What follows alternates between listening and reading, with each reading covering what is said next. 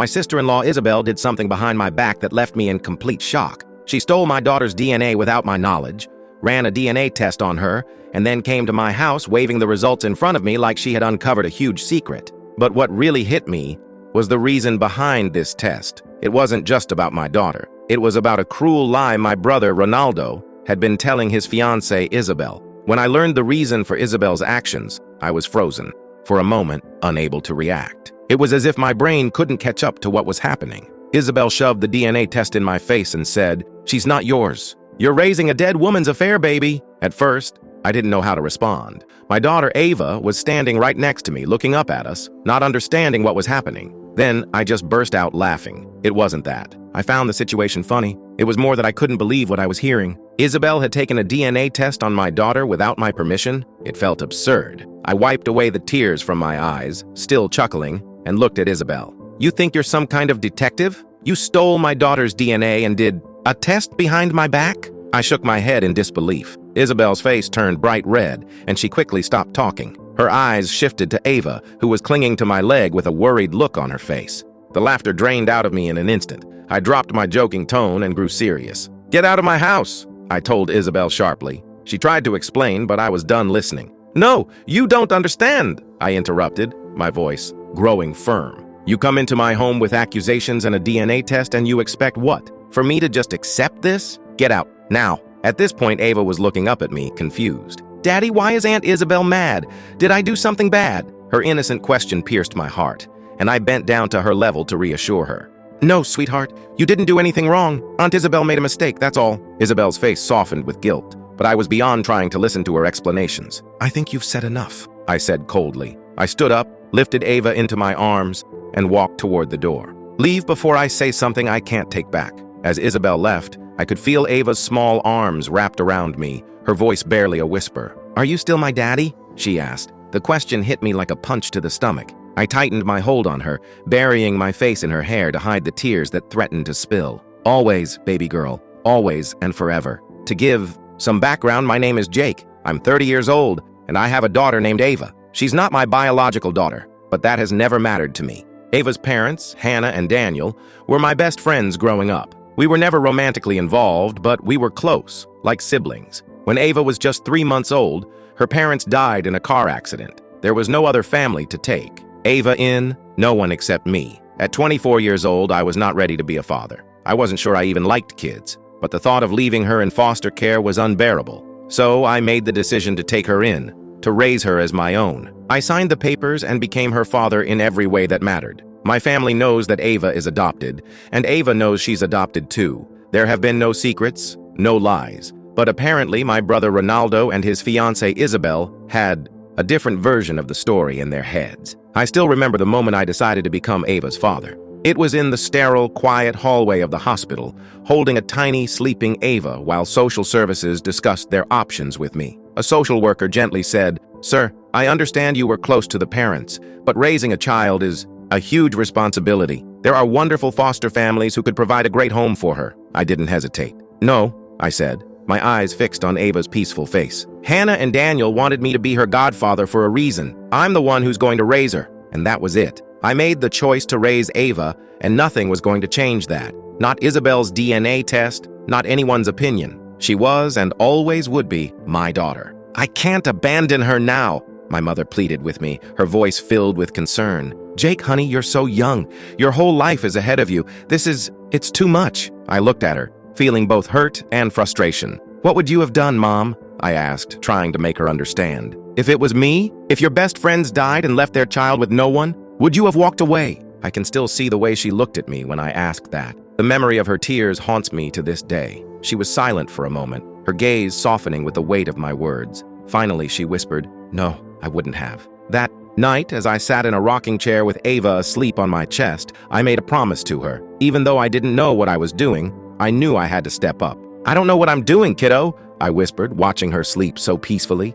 "But I promise I'll figure it out. For you, for your mom and dad. We'll figure it out together." Years passed, and Ava grew up as my daughter. I felt so incredibly blessed and lucky to be her father in every way that mattered. But one day, something happened that I never could have expected. Something that turned my world upside down. It all started a few weeks ago when we were visiting my parents' house. Isabel was looking at an old photo on the wall. It was a picture of me, Hannah, and her husband Daniel, Ava's real parents. "That's Ava's mom," I explained when Isabel asked about the photo. Isabel stared at the picture for a while. Her expression shifted, but she didn't say much. She just nodded and continued looking at the photo. At the time, I didn't think anything of it, but looking back, I should have known something was wrong. "They look happy," Isabel said, tracing the edge of the picture frame with her finger. "They were," I responded, smiling at the memory. "Hannah had this laugh that made everyone else laugh too. And Daniel, man, he was the most dependable person I've ever known. When Hannah went into labor, he was so nervous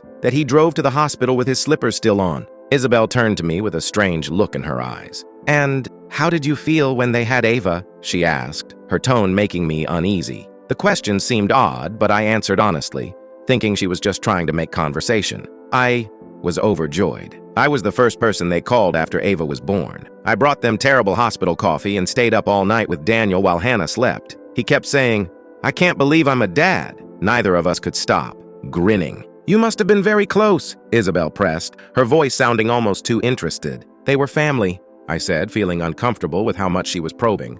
"Not by blood, but the kind you choose." At that moment, I didn't notice how Isabel's eyes narrowed, nor did I catch her slipping away later that evening to make a quiet phone call in the hallway. I should have seen it coming. I should have known that she would do anything, even go behind my back to test Ava's paternity. A few days later, when I confronted Isabel about what had happened, she didn't even try to deny it. "I knew something was off," she snapped, her voice full of accusation. "Ava looks nothing like you. Then I saw that picture and I just knew. She wasn't yours. And if she wasn't yours, then she had to be—" She hesitated, but then said it. "An affair, baby." I knew it. I was stunned. "An affair, baby? Are you serious?" I asked, trying to wrap my mind around her words. Isabel crossed her arms, her chin held high, clearly still convinced she was right. "You never said she wasn't biologically yours." I felt the anger rise inside me. "I never said she was either, because it's none of your damn business." She flinched at my harsh words but quickly recovered. "I just didn't want you raising another man's child thinking she was yours." I could feel my temper flaring as I realized how wrong she was. "And you thought the best way to handle that was to sneak behind my back and run a DNA test?" Isabel hesitated before finally admitting the truth. "My brother told me to do it, didn't he?" I stared at her,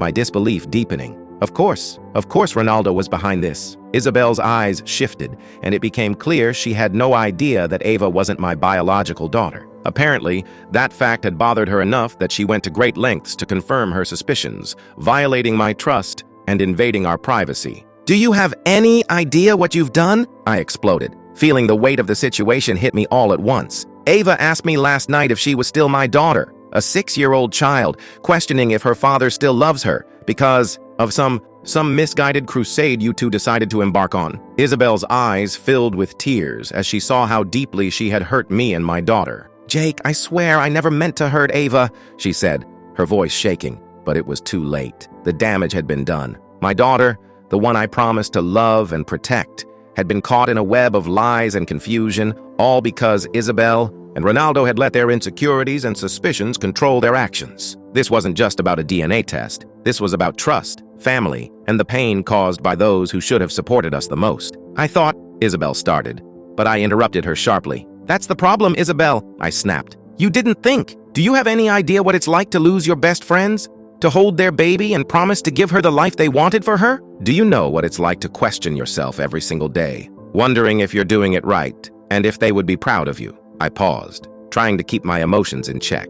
And then, out of nowhere, someone comes along and tries to expose some great deception, as if love and biology are the same thing, as if I haven't spent 6 years of my life building everything around that little girl, protecting her, and giving her everything I can. Isabel's posture slumped, her defiance softening for the first time. "Ronaldo said, he said you were trapped, that you felt obligated, that deep down, you resented raising someone else's child," Isabel confessed, the words heavy with uncertainty. I stared at her in disbelief. "Is that what he thinks of me? That I'm some kind of martyr? That I don't adore every moment I get to be her father?" My voice trembled with hurt. I had already made up my mind about my brother, but I needed to hear it from him. When I finally confronted Ronaldo, my anger was boiling over. "So let me get this straight," I said, crossing my arms tightly. "You actually thought I was Ava's biological father? That I had an affair with Hannah? Lied about it for years? To my surprise, Ronaldo rolled his eyes as if the answer was obvious. You never wanted kids, Jake. You barely liked being around them. Then, out of nowhere, you adopt a baby? What was I supposed to think? I felt the frustration surge. Maybe that I loved her parents? That I wasn't going to let their daughter be raised by strangers? Maybe I did something selfless for once in my life? I shot back, unable to contain the hurt anymore. Ronaldo's jaw tightened, and I could see the conflict in his eyes. He seemed to be searching for words. I interrupted him, voice rising. You just what? Decided to trick your fiancé into proving some ridiculous theory you made up in your own head? What were you going to do if the test came back as negative? Ronaldo shifted uncomfortably, looking away. I scoffed. You didn't even think that far, did you? He leaned forward, adopting that patronizing tone that always made my blood boil. Look, I was trying to help you, okay? You're my little brother. I've watched you sacrifice your entire 20s. Sacrifice? I cut him off, my voice louder than I intended. Is that what you think being Ava's father is? Some noble sacrifice? For a moment, Ronaldo blinked, clearly stunned by my outburst. It seemed like my words had finally registered with him. Letting out a heavy sigh, I continued,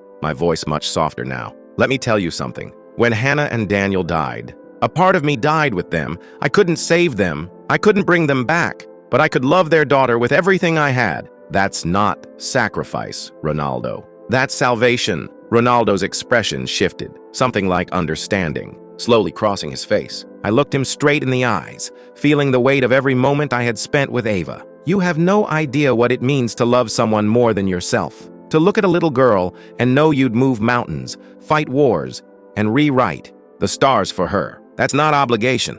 That's the greatest gift I've ever received. Ronaldo opened his mouth to say something, but I wasn't done. No! I shouted, unable to hold back my anger any longer. For 6 years, I've been Ava's father. 6 years of sleepless nights, nightmares, fevers, and the first days of school, of macaroni art on the fridge, princess band-aids, and tea parties. And you have the audacity to reduce all that to some burden I'm carrying? Ronaldo's eyes dropped to the floor, and for a moment, I saw the shame in him. He didn't know how to respond. I thought I was looking out for you, he muttered, his voice softer now. I was shaking with frustration. No, you were looking for a scandal and drama. Tell me, what kind of person tries to prove that their brother is raising another man's child as if that means anything? As if DNA is what determines family? Ronaldo's silence was all the answer I needed. To Isabel's credit, she came to my house the next day and apologized. She admitted she had been fed lies by Ronaldo and hadn't known the full story. I didn't know what he was telling you, Jake, she confessed, her voice thick with regret. I thought I was helping you.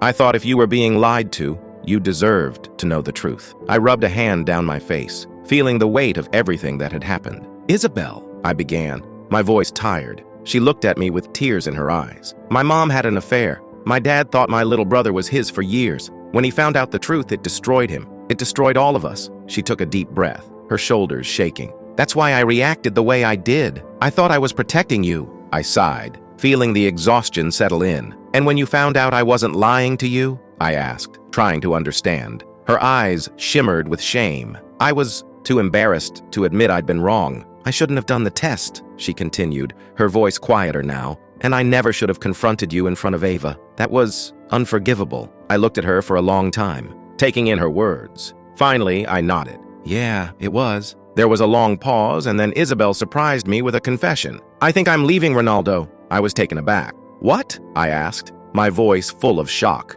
If he could lie to me for 2 years about something like this, what else is he capable of? Isabel said, her voice thick with emotion. That was a question I hadn't been able to answer for myself. Isabel, I said slowly, blood doesn't make a family. Love does. Commitment does. She looked at me with quiet understanding. I know that now, she whispered. I think I always knew, but fear is a powerful thing. She took a deep, shuddering breath. Whenever I watch you with Ava, it's beautiful, Jake. What you've built together. I felt a heavy weight in my chest as I looked at her, and though I didn't absolve her, I nodded. It would take time, I knew that. I needed time, and so did she. As for Ronaldo, I told him it was over, at least for now. My parents agreed with my decision. After everything that had happened, none of us wanted anything to do with him anymore. You think I'm just going to forget that you accused me of cheating with a married woman? I confronted him when he tried to justify himself. And that you let your fiancé humiliate me in front of my daughter? He muttered a half-hearted apology. I wasn't thinking straight. No kidding, I snapped, my voice cold. Enjoy your life, Ronaldo, but don't expect me to be part of it. That night, as I tucked Ava into bed, she looked up at me with wide, curious eyes, a look I couldn't quite place. "Daddy?" she whispered softly. "Yeah, baby?" I replied, brushing her hair from her face. Her tiny fingers curled into the sleeve of my shirt as she asked, "I'm your daughter, right?" I leaned down and kissed her forehead gently, my heart aching with love. Always. Her words and her love were all I needed. It was the only truth that had ever mattered. I sat on the edge of her bed collecting my thoughts before I spoke again. "Ava, do you remember the story of how you came to live with me?" She nodded quietly. "My first mommy and daddy went to heaven, and you promised to take care of me forever." "That's right, sweetheart," I said softly. "Family isn't just about where you come from. It's about who loves you, who protects you, and who's there for you every single day." Ava's small hand reached up to trace my face. "Do you think they can see us from heaven?" I smiled, my voice thick with emotion. "I do, and I think they're so proud of the amazing girl you're becoming." She gazed at me with shining eyes, a soft smile on her face. "I'm glad you're my daddy." I pulled her close, the love I felt for her nearly overwhelming me. "Me too, baby. Me too." A few days later, things began to shift. Isabel had moved to another city, starting over in a new place. Ronaldo, meanwhile, was in therapy, working through his issues, though the process was slow. My parents had become even more protective of Ava, giving her all the love and care they could offer. It was the kind of love that made my heart swell with gratitude. As for Ava and me, we were doing well. Better than good, actually. We had our moments, the quiet, peaceful moments where everything felt right in the world. And I knew, with absolute certainty, that no matter what challenges or storms we might face in the future, the love we shared would be the constant that held us together. Sitting beside her, her little heartbeat against mine, I understood what home truly meant. It wasn't a place, it was a person, and she was my person.